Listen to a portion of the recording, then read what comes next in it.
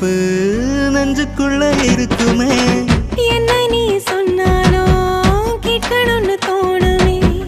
என்ன சொல்ல இந்த பந்தம் ஆயுசுக்கும் வேணுமே.